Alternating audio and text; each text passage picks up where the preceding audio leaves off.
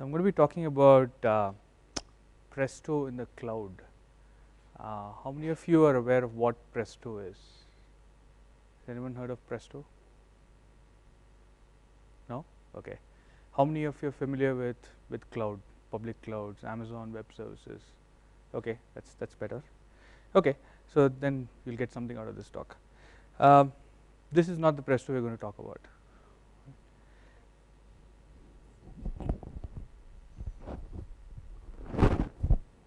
Is this better? Okay.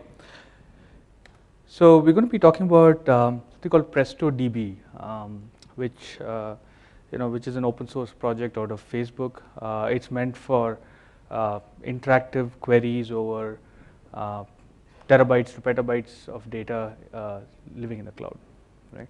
My name is Siva. I work at Qball right now, but I work on the Presto project as well. The conclusion slide. I always start with the conclusions. Go to the end of the book. Cloud storage is cheap and reliable.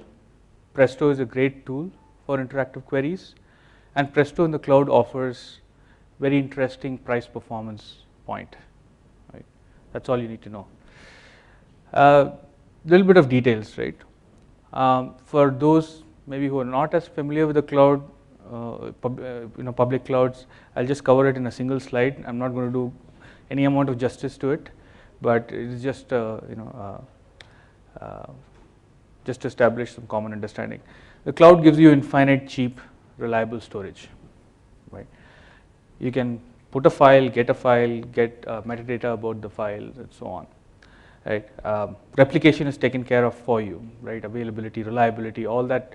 For example, Amazon Web Services assures you of some 6 nines of reliability, and this is something that Amazon takes care for you. You don't have to manage any of this this problem. It's accessible from everywhere, right? Provided you have the right credentials, you can access your cloud storage from pretty much anywhere, right? And you pay by the gigabyte per month. So right now, if you store 1 gigabyte, it's about 3 cents a month, something like that. So it's pretty cheap, right?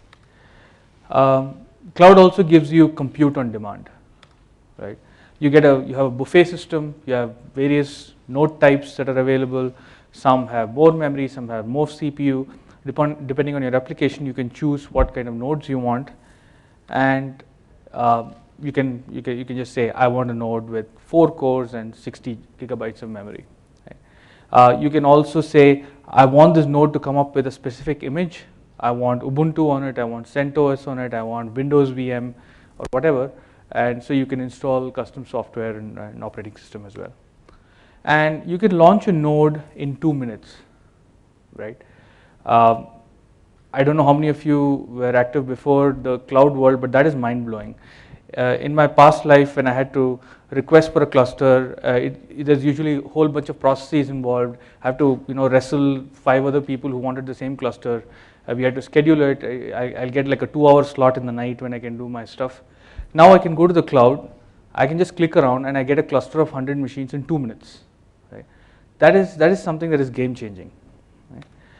And again, for compute, you're paying by the hour on Amazon at least. So if you get 1 machine of a certain type, you pay, for example, 40 cents to an hour. So because of these reasons, cloud is becoming very popular. A lot of data is landing in the cloud. Right?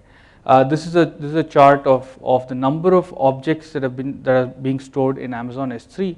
The last data point is a little dated. It's from 2013, but as of 2013, they were storing over 2 trillion objects. Right? God knows how much it is now. I'm guessing it's upward of 10 trillion or something. Right? So this is a clear exponential growth happening here. More and more people are moving to the cloud. Right? And how does the data land in cloud storage? It takes a scenic route. Right? You have your application that is generating data. It could be clickstream, it could be some other logs and so on. And these logs, as a first step, they go to some sort of transient storage. Right? Either you write those logs to a local file, or if, for example, if you're doing transactions, you put it in a DB, your OLTP database, MySQL, Postgres, Oracle, wherever, or you put it in a queue. Right now, you have these high performance queues like Kafka and Kinesis, and you park it there, and the queue kind of holds onto the data for 24 hours, and then you can basically bunch it up and do other operations. And usually once in a while you have processes that will take data from this transient storage and dump it in Amazon S3.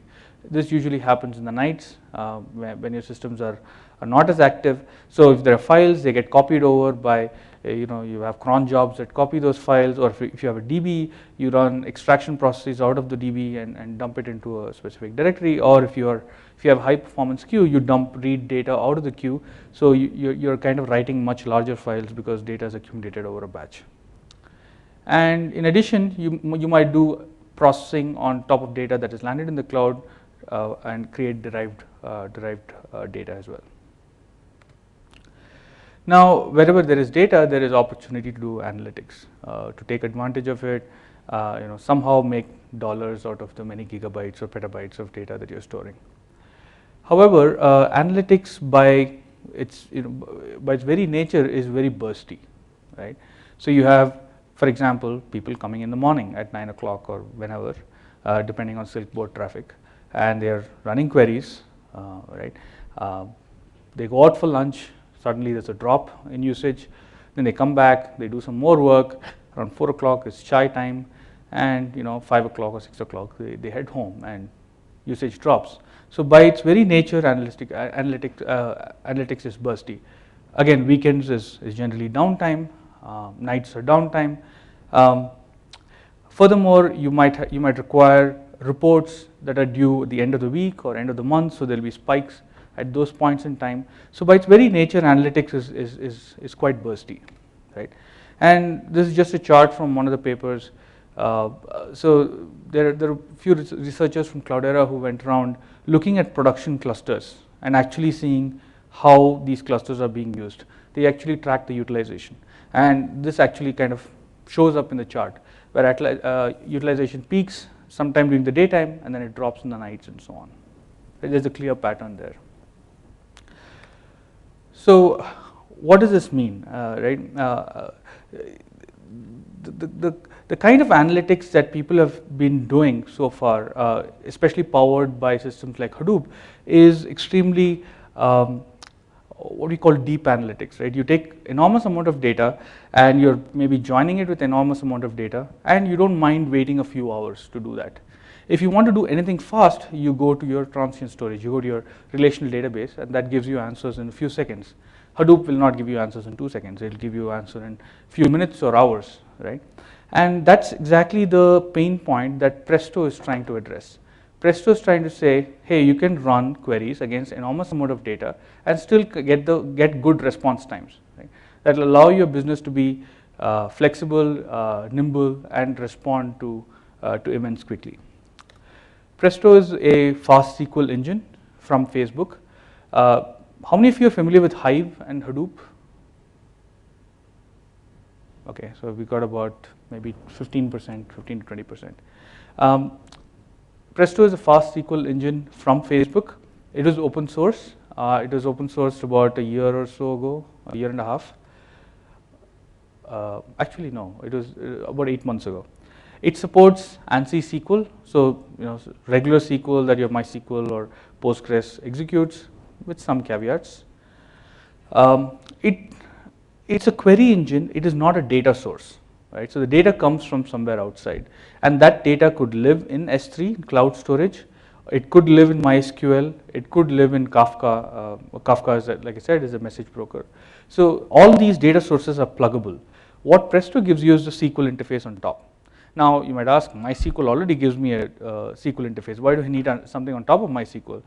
But what Presto gives you is the ability to run queries on distributed set of machines. So there are some queries, for example, I don't know how many of you have faced this, that basically bring down MySQL.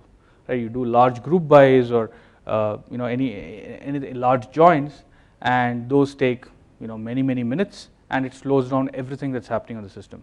So there are good reasons why you want to isolate do the analytics part of the workload from the OLTP part of the workload, and that's where Presto over MySQL would be interesting. Presto is extremely extensible in terms of you can write custom functions and so on.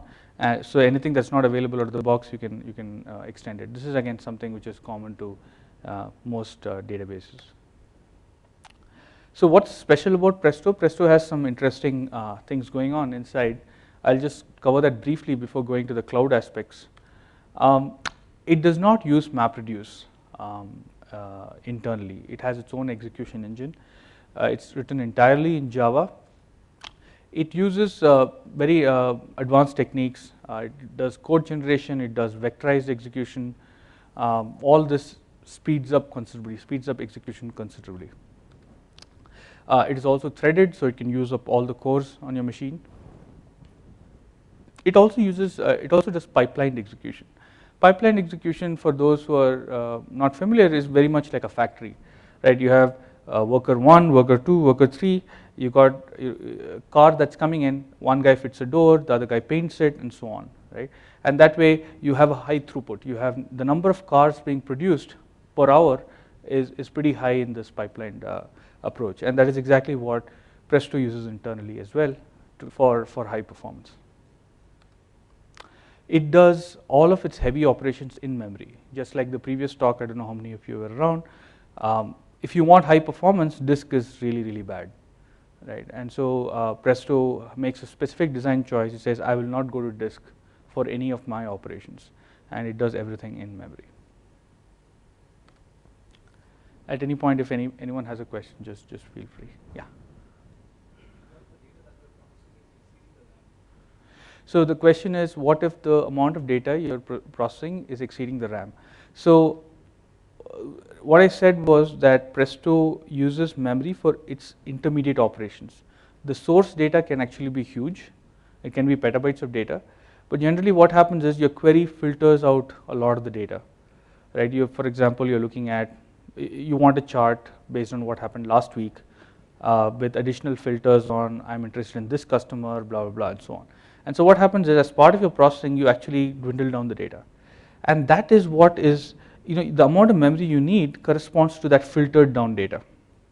When you're doing a group by after these filters, so you don't need to fit all of the source data into memory. It's only what comes out after those filters and conditions are applied that needs to fit in memory. And that is something which is fairly.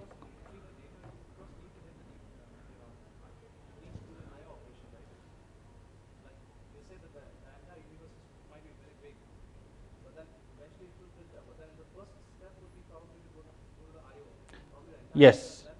Yes. So the first step is reading, and that's kind of where I'm going to just get to, where some of the optimizations we did and things of that sort. But Presto internally, for all its internal operations, does everything in memory.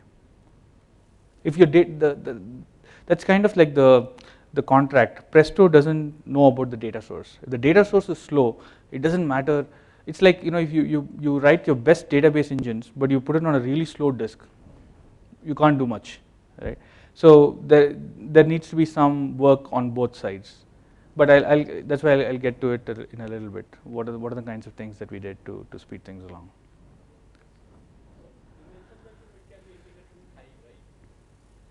So does that mean that it can act as just a query engine on top of Hive? Yes, I'm going to show an example in a little bit.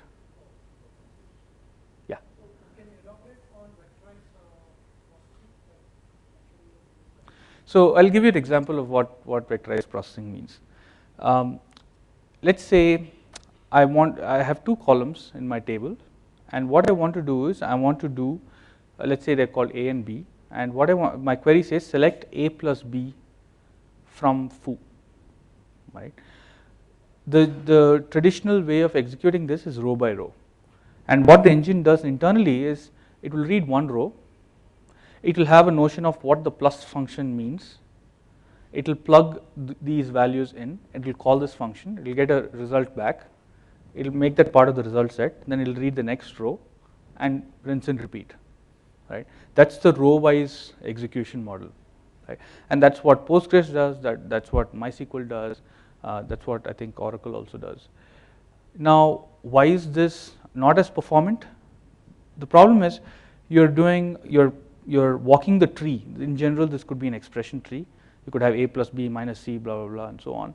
So you're walking a tree structure, and every time you're doing a jump, and you're going off the instruction cache. All the caches get invalidated, and so on. And all of this basically results in slow performance. Right? Whenever you do branching, that has an impact on performance. So what does vectorized execution do? It's actually fairly straightforward. What it does is, it assumes, and this is actually the previous talk also talked about exactly this. Let's say instead of operating row by row, you give me a vector of A values, a vector of B values, right? And now I have a tight loop, I have a for loop, right? That basically does, that iterates over these arrays, right? There's the iterators on the index of the arrays. So for I equals 1 to n, A of I plus B of I, right? Now what happens is, this is inline code. There's no branching going on. All of these fit in the cache. Okay? So you basically, all the downsides of doing row by row processing go away here. And this is something that the CPU can optimize for very, very well. So this is like a very common concept of, instead of saying, take a row, I'll interpret this expression tree and execute this expression and so on, that has those disadvantages which vectorized execution doesn't have. So what Presto does internally is, it will actually compute, it will generate code for this function and compile it, and then run that function, as opposed to walking the expression. We can probably do, go in much detail offline. Was there any other questions? Okay. Yeah, so I just talked a little bit about Presto and all the nice things, but Presto, as designed by Facebook, was built for the data center, right? And that means there are certain assumptions built in. It's assumed that data is stored in HDFS, because HDFS is basically the storage of choice nowadays. Facebook now has more than 100 petabytes of data in HDFS, right? So their fundamental assumption is that data is in HDFS. There's also a fundamental assumption that the cluster is a fixed size, because you're in a data center, you say, okay, I want a cluster of size X. This is very similar to any kind of MPP system. When you buy, you have to decide how many racks do I need, right? So this is something that, again, was a design point. It also generally assumes that you have a specific instance type, because again, in a data center, you can't change the instance type dynamically. And that's where the whole Presto in the cloud aspect comes in. So what we at Qball did was, we took the open source project, which showed great promise in terms of performance and so on, but it had this impedance mismatch with the cloud. And so we built in specific features and specific things to kind of make Presto play much better in the cloud, and give the same kind of advantages, bring both Presto's advantages and cloud's advantages together. Right? That's where a bulk of the effort went in. So the basic model, or the simple model of Presto in the cloud usage, and this goes to how does it interact with Hive, is the assumption is your data is in files. It's dumped in S3 in some directory structure, right? The data could be in a variety of formats. It could be delimited files, CSV files, JSON files, or ORC. ORC is a binary format. I'll briefly talk about it later, but it's kind of it's optimized for analytics, because it is already columnar and so on. But the data lives in files in S3, and you can create a Hive table, right, against this data. Now, what the Hive's contributions here is, Hive has a syntax that tells us, hey, how can I impose a schema on top of this file? Right, so a CSV file by itself doesn't have a schema. I don't know what the first entry in a line means, and the second entry, and so on. And so this syntax allows me to say, this is a delimited file. It is fields are terminated by space, so there's a space between fields, and this is the names of the columns, and the location part. I don't know how this works. The location says, okay, where in S3 do these files reside? This allows us to describe some kind of metadata about the table. And then you want to be able to query this data. using Presto, because now at this point you have a logical table. Once you have logical tables, you can just run SQL queries against it, just like you would with any other database. Right? That's kind of the usage model that we were targeting. Any questions here? Now, remember I talked about some of the advantages or some of the opportunities that the cloud provides, and I'll go over that briefly. Right? What are some of the things that we want out of such a system? We want flexibility in instance types. Different organizations or different use cases have very different requirements in terms of how much CPU do I want, how much memory do I need, how much, what kind of queries am I running, and so on. And we wanted to be able to support Presto on all these instance types, right? We want to be able to automatically configure Presto optimally for the entire buffet of instance types. And this is a very interesting point, and this is something which is fundamentally different. Now, Presto is always on in a data center. In our world, we wanted to bring up clusters on demand. Remember, the cloud allows you to allocate machines on demand. So we want to be able to bring up Presto clusters on demand. So if you're the first one in the office at 9 o'clock, you start the cluster, right? So if nobody was using it from 7 p.m. to 7 a.m., the cluster shuts down automatically, right? We want to be able to read data from S3 buckets. Now the S3 buckets may be owned by the customer, and so we want to keep the data there. We don't want to copy data over. This is one of more of a business decision than anything else. We want to be able to shut down clusters automatically, right? So if you're the last one to leave the office at 6 p.m., nobody else is running queries, we should be able to shut down the cluster because you're saving dollars, right? If you're not using the cluster, remember you're paying for compute by the hour, and so you should be able to shut down the cluster automatically. This is a more difficult point. We want to be able to dynamically resize the cluster, right? So again, remember, you're the first one in the office, you start running your queries, everybody else comes in 1 hour later, right? And now they're starting more work. You want the cluster to be able to adapt to this workload, right? And again, because if there's large enough, you're running a large enough cluster, the savings there tend to be substantial. Remember the chart I showed you earlier about utilization? It was established that most organizations, they struggle to hit even 30% utilization of their clusters, right? Therefore, the potential for savings there is 70%. If you can closely follow the utilization, that is if you can dynamically resize the cluster, then that's the kind of savings you can get. We want to be able to read and write data from S3 efficiently, and that brings up a point that somebody brought up is, well, S3 is great for many things, but S3 is not as fast as a local disk, right? And so we want to be able to correct that and kind of work around it to some degree. And we want to be able to support other cloud sources as well, right? Amazon, for example, has Kinesis, and we want to be able to support those. So quickly go over some of the interesting aspects, how we went about solving these problems. The first one is in terms of configuration. We do automatic configuration. When a user comes to Qball, you come with your own credentials. You say, here's my Amazon account, here's my credentials. Now when you go, you launch clusters on my behalf, right? So you provide the necessary credentials to Qball to be able to do that. And then you'd go to, you have the ability to say, I want certain instance type for my cluster. And under the covers, we've done a lot of experimentation to figure out what the optimal parameters are for a variety of instance types. So that is something that's abstracted away. Now what happens, the actual flow that happens is a user comes in, runs a SQL query, right? It goes to a control tier. This control tier determines, hey, is there a cluster that is up and running already? If there isn't, it goes and launches a cluster. If it already exists, it just attaches to an existing cluster, right? The cluster is ephemeral.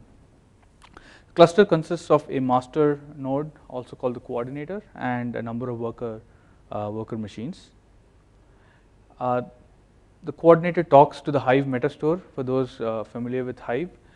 Remember the create table statement that I wrote earlier? All that information is actually stored in a metastore, and Presto needs access to that. So we set up whatever pipes are necessary to do that. And when a query is executing, all the workers read from cloud storage to whatever processing. Right? This is kind of the general flow of query execution. So I'll go a little bit deeper into how execution happens. Not a big detour, but I'd like this to be a little bit interactive, if you don't mind. So let me skip this slide. Okay, maybe we'll get back to that in a little bit. So I'll talk a little bit about what happens under the covers once a query comes in. The query goes through, I think somebody asked in a previous talk, how many of you know what happens to SQL query once it goes inside the database? This is a sneak peek at that, right? What are the different stages a query goes through? A query goes through first a parsing stage. This parser basically determines, hey, have you put a semicolon in the wrong place? Have you forgotten some quotes? So it basically does parsing against a grammar, against a SQL grammar. Then it goes through an analyzer phase. An analyzer phase is the one that determines what are the types of the columns. Are you calling functions with the right types, right? And so all that kind of logic happens inside the analyze phase. Then there is an optimization phase. The optimization phase is what it takes a SQL, it generates a tree, and then it rewires the tree. It says, oh, maybe I should push this operation to later, or this operation early on, and this will optimize my execution. So there's a lot of guesswork going on there. Just to give you how interesting that particular problem is, a reasonably good optimizer, and by reasonably good, for example, SQL Server has one of the better optimizers out there. For a standard benchmark query, it considers about 100 million alternative plans.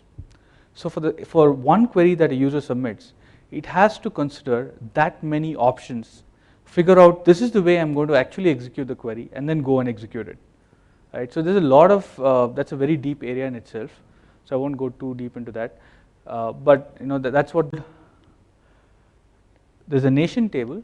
The nation table contains, there's a row for every nation in the world. And for every nation, there is a region associated with it. So you have India, Asia, you have Mexico, North America, and so on. Right? So what I want to do is I want to see how many countries are in every region in the world. So I want to know Asia has 50 countries, North America has 5 countries, and so on, something like that. Right? And this query does that. Right? Select region key, count star from nation, grouping on region key. Now imagine, let's say the nation table was really large, right? Let's say we had thousands of nations, and all of this data is spread across, let's say, 10 files. And let's also say you have 10 machines available to do the processing. How might you do this processing in parallel? Does anybody want to harbor a guess?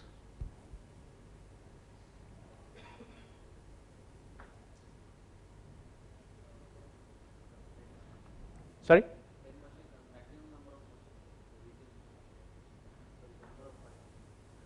Yeah, let's say there are 10 files and 10 machines, just to keep things simple. The question is, how would you go about answering, if you were the database engine, if you had to do this by hand, right? So let's make it even simpler, right? Let's say there are 10 people, right? And I have postcards.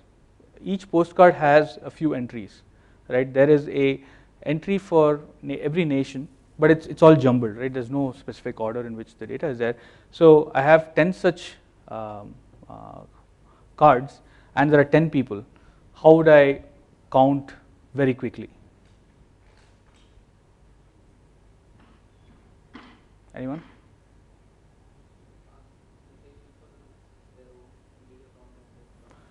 So each one can do an individual count, right? So I can say, okay, you know what, Asia has 5, I have 5 countries from Asia here. How many do you have? You might have 10 countries from Asia, right? And so on. So everybody does a local count. Now what? I heard combine individual rows. How do I know who to talk to and who should be doing the addition for a specific region? Okay, actually it can be arbitrary, right? So I can say Asia belongs to me. Everybody give me your Asia counts and I'll add it up. You can be responsible for North America, right? And everybody who has North America counts sends their data to you, right?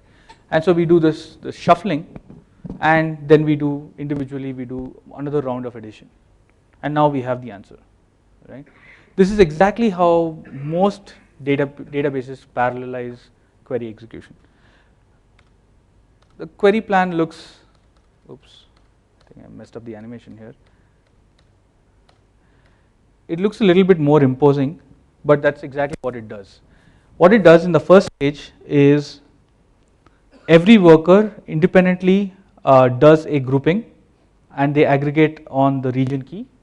They group on the region key and aggregate, and then they shuffle the data, and then they do a sum. That's basically what the plan says. Again, this plan is very similar. Hive does it the same way. Teradata would do it the same way. Greenplum would do it the same way. It's just, just like translations from one language to another. Now, how exactly is that executed? Right? That's a plan. That's the abstract plan. How does it get executed? How many of you are familiar with how Hive or MapReduce works? Okay, not many. So I'll just go over that briefly. In the MapReduce world, each of these stages would execute in a map phase and a reduce phase, and a map phase and a reduce phase, and so on. A single job corresponds to this block. You have map.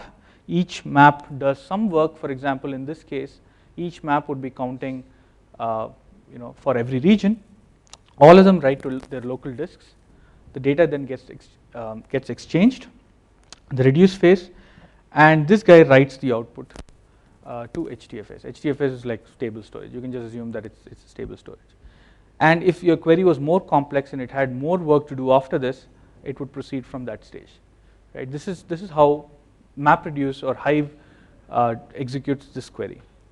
Presto does it differently. Presto basically does, instead of going to disk, here it keeps everything in memory. So it does some work, keeps the stuff in memory, and it's, for example, instead of when you do the count, instead of writing it down, you're keeping it in your head. You remember all the counts and you're telling them. So the latency involved is considerably less when you don't have to write it down, right? And that's exactly what Presto does. Now, there are advantages here. There are certain advantages here and certain advantages here. Can someone tell me what could be an advantage in this model? Any? Sorry? It can survive a crash, yes. So the key part here is disks are considered to be stable. Right? HDFS is considered to be stable. If one disk goes down, one node goes down, you can still proceed. Let's say it executed up to this point and then a node crashed. You can actually proceed from this point because this file system is resilient. It's resilient to a certain number of crashes. So that was the reason for that particular design. Is it can withstand a certain number of failures in the system. This one can't, because stuff is in memory. The node goes away. You're kind of dead. So, but what's the disadvantage of this? The disadvantage is you have to write to disk, right? So it's slower. Can you think of an advantage of this approach, apart from not having to write I/O? So one of the advantages is pipelining. Remember I talked about this whole worker in a factory thing, where you have a car coming in and one guy paints one side, the other guy paints the other side, and so on. The car moves through the pipeline. That's exactly what happens in Presto. And what that means is multiple workers can be busy at the same time, right? And in reality, what this translates to is all the cores in your system can be active and they can be doing active work. What this means is your query executes much faster. I'll just kind of stop with that. Now, going back to what is necessary in the cloud, all this is fine. This execution model is fine, but the crux of the problem is I want to be able to scale my Presto cluster dynamically. Remember, the cloud allows me to say, hey, give me a machine, and it gives me a machine in 2 minutes. I want to be able to utilize that and somehow plug it in so I can take advantage of the additional resources that can be available. So this is an actual graph of usage by the hour of a user in our system. And what you see is that clearly there are peaks and there are valleys, right? And if you were building an in-house system, you would basically provision your cluster for the peak usage here, right? You will take the highest point of usage and you'd say, that's my size. So that way, even in the worst case scenario, I'm kind of covered. What that means is everything under this curve is basically idle time, right? That's potential for savings, right? And that's what an auto-scaling cluster will actually get you, right? Now, the key part here is if I can determine, hey, when can I let go of machines and when can I get machines, that's conceptually straightforward. I can look at the amount of work happening and so on, but there's a lot of devil in the details. I'll briefly talk about this because it's an interesting problem. First, I'll talk about when do I need to upscale, that is, when do I need to add more machines, right? You can basically keep track of all the running queries in the system and see if they're all suffering because there's too much work going on in the system. Everybody is running hot. That's an indication that I need more machines, right? And then we use an open source library called Star Cluster from MIT, and we modified that, and we used that to go to Amazon and say, hey, give me one more machine or give me 5 more machines, right? It takes about 2 minutes for us to provision a fully functional node in Amazon, and as soon as the node comes in, it registers itself, and then we made some interesting changes so that it can start participating in query execution. So upscaling is fairly straightforward that way. You can always add another work. It can pick work up. The interesting part is downscaling. How can you actually give away machines? Right? What we do is we keep track of utilization, and if it looks like you're not doing enough work in the system, we figure, okay, you know what, we need to let go of a few machines. But the interesting thing is you've already paid for machines by the hour. So let's say you allocate a machine, you do work for 10 minutes, and now you're not doing any work. But you've already paid for 1 hour, so why not wait till the 55th minute to decide that you want to give up the machine? And so we find those machines which are near the hour boundary, we basically quiz them, and that means I tell the node I'm not going to send you any more work, right? Then we kind of wait for the work to drain out of the machine, and then we terminate the machine when it's completed all the work. And there's a lot of details here. I'm not going into it, but it's fairly, conceptually this is what we do. In terms of the I/O code path, right? One of the problems is that S3 is not very smart, so we had to do some work to make access to S3 fast, and some queries were I/O bound, right? And S3 has additional properties. It throttles requests if you do too many requests, and so on. And metadata operations are expensive. It takes 50 milliseconds for me to get the size of a file, so it's kind of expensive. And the solution is we cache. Chances are when you're doing analytics, everybody is hitting the same data, or there's hot regions in the data, and so we can take advantage of it, and we know, okay, if you've seen this data before, this is what the size is, this is what it looks like, and so on. And our cache implementation is based on Guava. Guava is how many of you are familiar with Guava? If you aren't, and if you're a Java programmer, you should definitely check it out. It has some very cool things going for it. Finally, we cache data as well. So one of the things that happened in the last few months is Amazon came out with machines with SSDs, right? And we wanted to take advantage of that.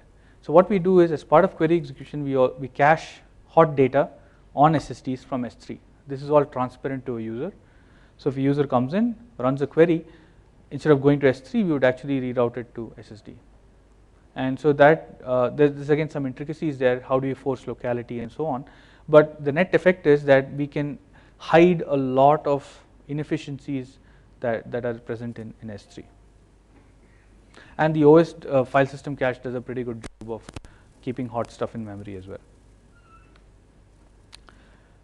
Probably skip this, or actually maybe let me just talk about it a little bit. I briefly mentioned ORC file format earlier.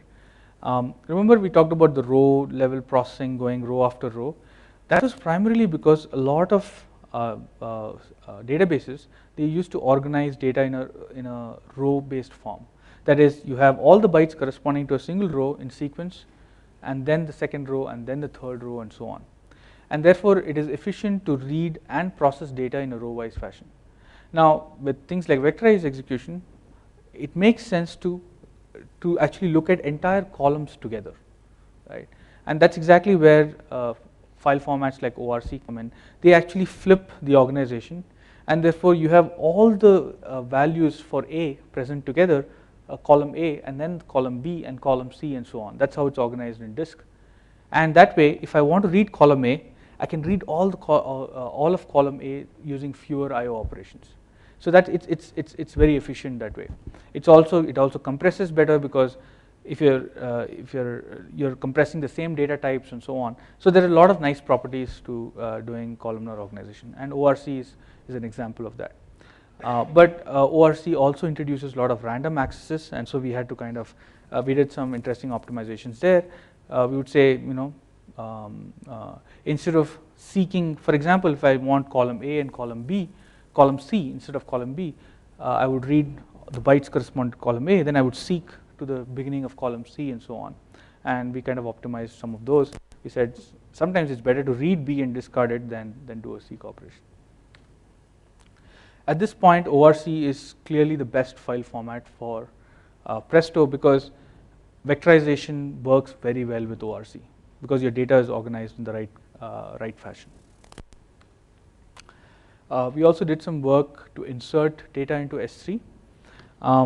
One of the problems we faced was some of the queries that users were writing, they would generate gigabytes of output. And all that data would go to a single machine, which is then had to write it to S3. And S3 has all kinds of bandwidth limitations. If you want to write from a node to S3, there are some bandwidth limits in place. So what we did was, we worked on parallel inserts. So when the output of your query actually gets split, sent to multiple workers, and everybody writes stuff to S3. So that we kind of gained huge performance improvements as a result of that.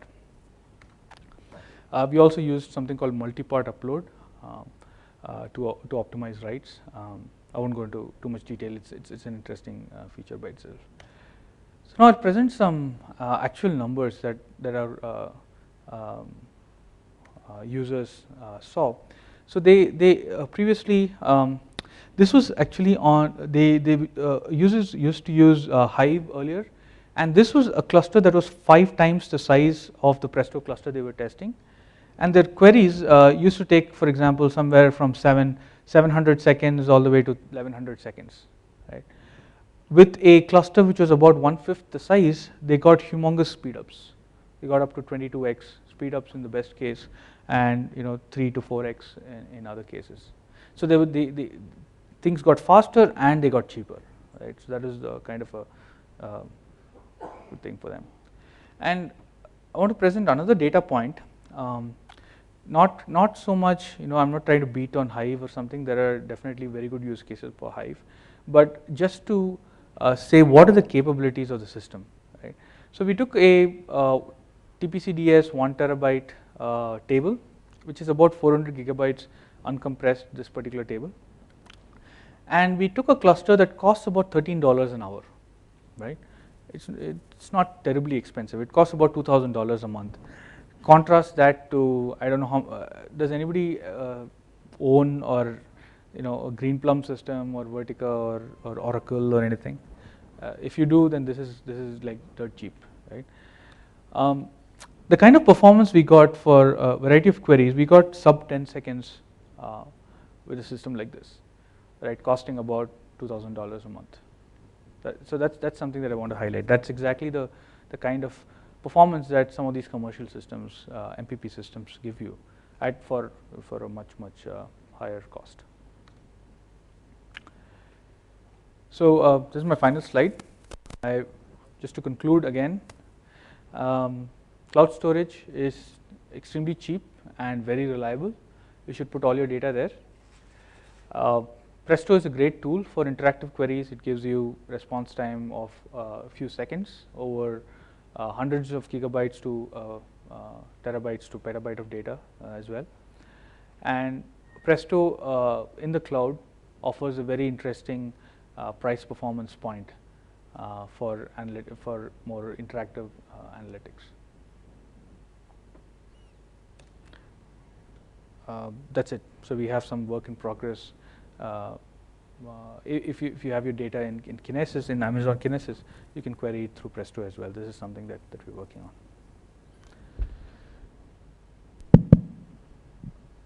That is it from me. You can wake up now. Thank you so much, Shiva. Maybe we have time for 1 or 2 questions, if any.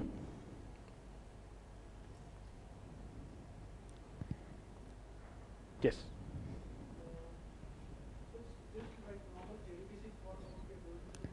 I'll just give you the mic. We'd like to cover it on the video.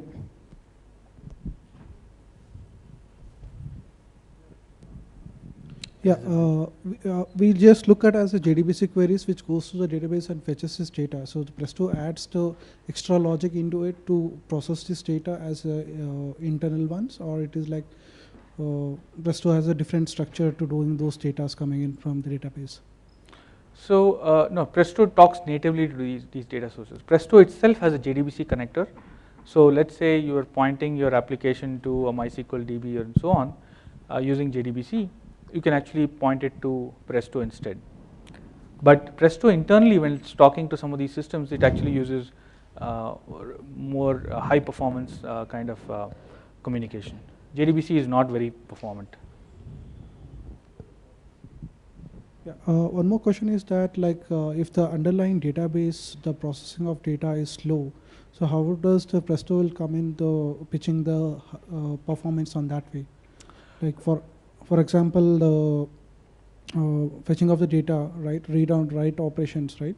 So it is like microseconds or nanoseconds that way. So if it is reduced in that seconds, right? So how the Presto will come in picture for enhancing the performance on that? So by the way, I was wrong in the previous question. I just realized. So Presto does have a JDBC connector as well. So you can connect to specific databases using JDBC. Now to go to your question about when I/O is slow, right? That's exactly where things like SSDs help and caching helps. If your original data source is slow, let's say you run a query, it is slow, but it brings stuff into cache. Subsequent queries can benefit. So that's the model that we use, is basically caching.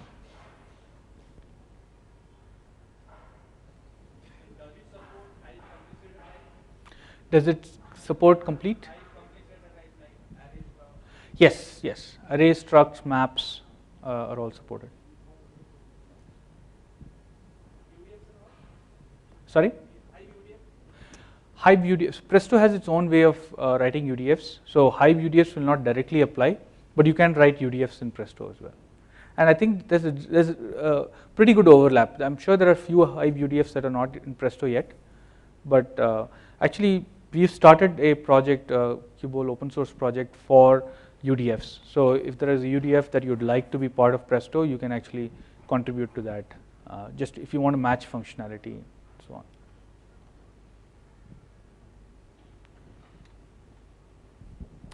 Any others? Okay, cool, thanks.